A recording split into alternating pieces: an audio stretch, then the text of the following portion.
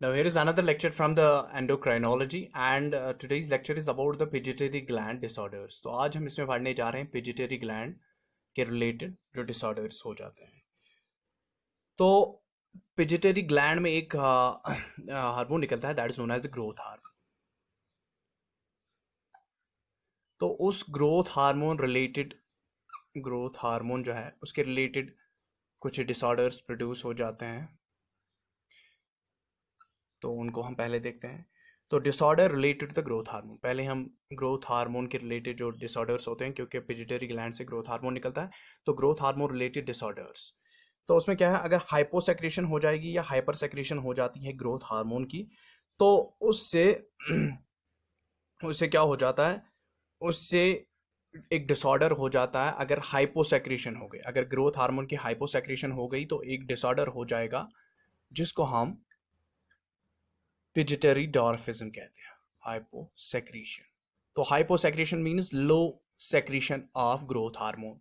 तो अगर कम सेक्रेशन निकल जाएगी ग्रोथ हार्मोन की फ्रॉम द पिट्यूटरी ग्लैंड, तो उससे क्या हो जाएगा, उससे लेकिन उसे एक डिसऑर्डर हो जाएगा that is known as pituitary डॉर्फिज्म.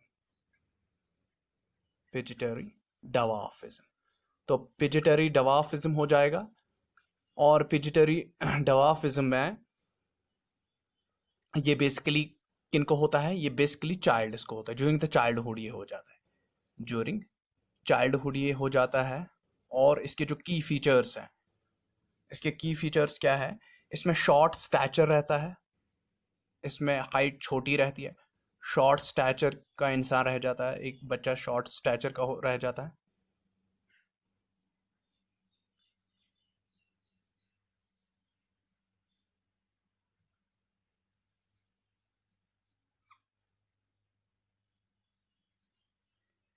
Short stature.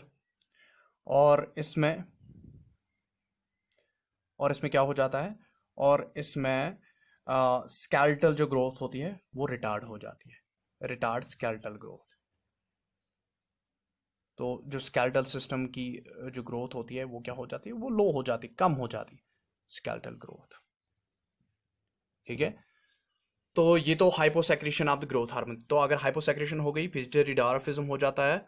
और ये pituitary dwarfism basically during the childhood हो जाता है. और इसमें के जो की फीचर्स हैं, जो की सिम्टम्स होते हैं, उसमें एक जो चाइल्ड होता है वो शॉर्ट स्टैचर का रहता है, छोटा रहता है. और इसके जो स्केलेटल सिस्टम होता है या स्केलेटल जो ग्रोथ होती है तो वो बहुत कम होती है, मतलब वो रिटार्ड हो जाती है. अब अगर ये इस ग्रोथ हार्मोन की हाइपर सेक्रेशन हो गई, hyper means more than normal, hyper secretion. Hyper secretion अगर हो गई इसकी, तो हाइपर सेक्रेशन में अगर hyper secretion during the childhood हो गई तो उसमें क्या हो जाएगा, उसमें गिगैंटिज्म हो जाएगा, जेंटिज्म जिसको हम कहते हैं. तो जेंटिज्म हो जाएगा उसको. और इस जेंटिज्म के जो, ये भी जेंटिज्म कब हो जाता है, चाइल्डहुड में हो जाता है, चाइल्डहुड. और इसमें उसके अपोजिट हो जाते हैं, दैट मीन उसमें शॉर्ट स्ट्रेचर था, इसमें क्या हो जाएगा, इसमें लेंथ ऑफ जो बोन्स होती है वो इंक्रीज होती है. दैट मीन्स इसमें जो पर्सन होता है वो लॉन्ग स्टैचर का हो जाता है, उसकी जो बोन्स, उसकी जो लिम्स होती है उसकी इंक्रीज लेंथ होती है. और ये पर्सन क्या हो जाता है, वेरी टाल, वेरी टाल. ठीक है, बहुत ज्यादा टाल हो जाता है.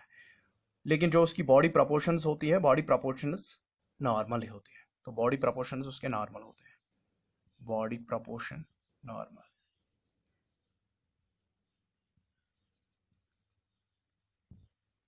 ठीक है. अगर हाइपर सेक्रेशन हो जाएगी एडल्ट्स में, ये तो चाइल्डहुड में थी कि अगर hyper secretion of growth hormone हो गई, लेकिन अगर ये चाइल्ड्स में हाइपर सेक्रेशन हो गई तो क्या हो जाता है, उस डिसऑर्डर को हम एक्रोमेगाली कहते हैं, एक्रोमेगाली. तो एक्रोमेगाली क्या है, ये हाइपर सेक्रेशन है ड्यूरिंग एडल्ट स्टेज. तो एडल्ट्स में अगर हाइपर सेक्रेशन हो गई ग्रोथ हार्मोन की, that will lead to the acromegaly. और इसमें क्या हो जाता है, जो पर्सन की अपीयरेंस होती है वो ग्रेजुअली चेंज हो जाती है. और उसमें क्या आ जाती है, उसमें थिकनिंग आ जाती है बोन्स में, या ग्रोथ जो सॉफ्ट टिश्यूज की हो जाती है उसमें चेंजेस आ जाती है। उसका जो पर्टिकुलर जो उसका जो उसके फेस होता है, हैंड्स उसके होते हैं या फीट उसके होते हैं, तो उनमें चेंजेस आ जाती है। ठीक है, तो उनमें थिकनिंग आ जाती है, तो मोटापा आ जाता है फेस पर या हैंड्स या फीट्स, तो उसमें वो वाले सिम्टम्स आ जाते हैं। अब यहाँ पर एक और है जो पिट्यूटरी ग्लैंड के ही रिलेटेड है, एंटी डाययूरेटिक हार्मोन।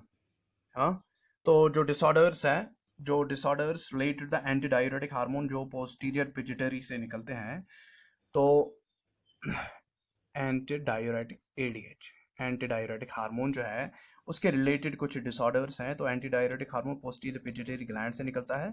और एबनॉर्मेलिटी जो एंटी डाययूरेटिक हार्मोन के रिलेटेड है, उस एडीएच एबनॉर्मेलिटी को हम डायबिटीज इंसिपिडस कहते हैं।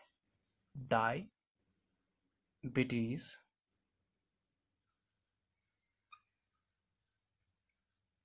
इंसिपिडस। तो एडीएच हार्मोन जो एंटी डायरेटिक हार्मोन, तो उसके रिलेटेड एक डिसऑर्डर पैदा हो जाता है, that is known as the diabetes insipidus.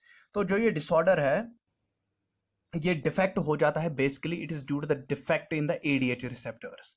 तो एडीएच एंटी डायरेटिक हार्मोन जो रिसेप्टर्स होते हैं उनमें डिफेक्ट हो जाते हैं। एडीएच रिसेप्टर डिफेक्ट, तो डिफेक्ट इन एडीएच रिसेप्टर्स, तो उनमें डिफेक्ट हो जाता है और उसे क्या हो जाती है, उसे एक इनेबिलिटी हो जाती है टू सेक्रेट द एडीएच। तो जब एडीएच रिसेप्टर्स ही डिफेक्टिव हो गए तो एडीएच क्या हो जाता है, एडीएच ये जो है जब रिसेप्टर डिफेक्ट हो गया तो उससे उसे क्या हो जाता है, उसे डायबिटीज इंसिपिडस पैदा हो जाती है। तो या तो क्या हो जाएगा, या तो इनेबिलिटी हो जाती है पोस्टीरियर पिट्यूटरी ग्लैंड से, एडीएच ही सेक्रेट नहीं होता है। तो बोथ द केसेस में एक डिसऑर्डर हो जाता है, that is known as diabetes insipidus. लेकिन इसका मेनली रीजन होता है कि इसके जो रिसेप्टर्स होते हैं वो डिफेक्टिव बन जाते हैं। ठीक है, तो दूसरा है जो न्यूरोजेनिक डायबिटीज इंसिपिडस है, जो रिजल्ट हो जाती है फ्रॉम हाइपोसेक्रीशन ऑफ द एडीएच। अगर न्यूरोजेनिक, ये एक न्यूरोजेनिक डायबिटीज इंसिपिडस है, तो न्यूरोजेनिक डायबिटीज इंसिपिडस जो है वो रिजल्ट हो जाती है from the low ADH secretion. तो लो एडीएच सेक्रीशन से भी क्या हो जाएगा, डायबिटीज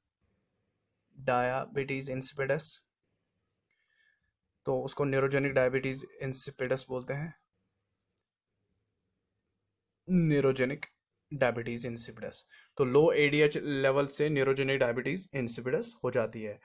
तो जो नेफ्रोजेनिक डायबिटीज इंसिपिडस है, एक तो है नेफ्रोजेनिक और न्यूरोजेनिक। अब नेफ्रोजेनिक डायबिटीज इंसिपिडस जो है उसमें जो किडनीज होती है वो किडनीज रेस्पॉन्ड ही नहीं करती है टू द एडीएच। जो किडनीज होती है, kidneys don't respond to the ADH, तो किडनीज एडीएच को रेस्पॉन्ड ही नहीं करती है। ठीक है, तो जो किडनी अगर एडीएच को रेस्पॉन्ड ही नहीं करती है तो उस वाले डायबिटीज को हम क्या कहते हैं, नेफ्रोजेनिक डायबिटीज इंसिपिडस कहते हैं, नेफ्रोजेनिक। तो नेफ्रोजेनिक डायबिटीज इंसिपिडस वो वाली डायबिटीज इंसिपिडस है जिसमें जो किडनी है, kidney is not responding to ADH, kidney do not respond to ADH. तो एडीएच